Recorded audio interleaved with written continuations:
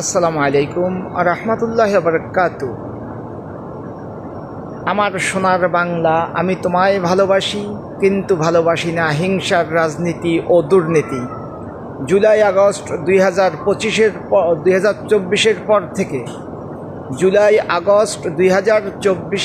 পর থেকে অনেক কালো বিড়াল সাদা হয়ে গেছে, অনেক বিড়ালের লেবাস চেঞ্জ হয়েছে। এখানে দুইটা বিড়াল দেখেন, সেম টু সেম কালার, একটা আরেকটার সাথে ঘেউ ঘেউ করে। এটার মূল কারণ হইল বাংলাদেশের নামে মাত্র গণতন্ত্র চলে, তলে তলে পরিবারতন্ত্র চলে। তাই সামনে আসছে ইলেকশন, আর কোনো কালো বিড়ালের সাদা হওয়ার সুযোগ দেওয়া যাবে না। দলমত নির্বিশেষে ভালো সুশিক্ষায় শিক্ষিত মানুষকে নেতৃত্বের জন্য তাকে ভোট দিবেন, তাকে ভোট দিয়ে জয়যুক্ত করবেন, সে যে কোনো দলের হোক। এই দেখেন, দুইজনে শুয়ে পড়ছে।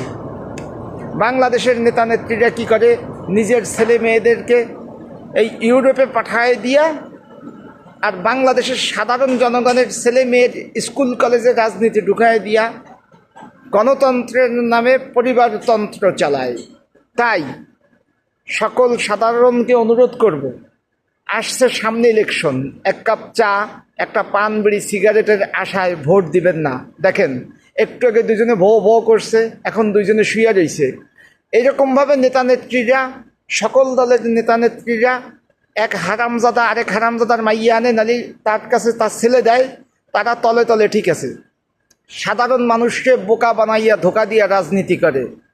নির্বাচনের আগে এক কাপ চা, একটা পান বিড়ি সিগারেট খাইয়া কাউকে ভোট দিবেন না। আপনার একটা ভোট যদি ওই অশিক্ষিত মূর্খ দুর্নীতিবাদ যদি জয়যুক্ত হইয়া জাতীয় সংসদে যায়, তাহলে তো তারা গান গাবেই, ফাটিয়া যায়, চিড়া যায়, ভিজা যায়, আমার বাপ ভালো, তোমার জামাই ভালো না। এই কাদা ছড়াছড়ির জন্য আমি মাথার ঘাম পায়ে ফেলে জাতীয় সংসদে অপদার্থ যাইতে দিতে চাই না।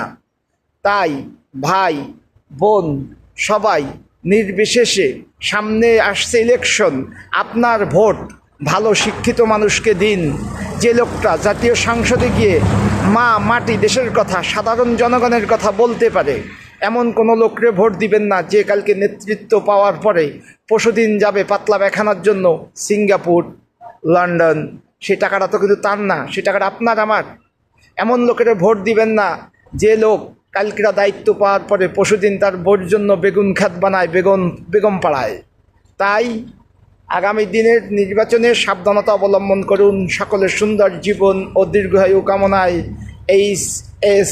ফরহাদ, দূর প্রবাসী, কলুর বলদ, 5/7/2025।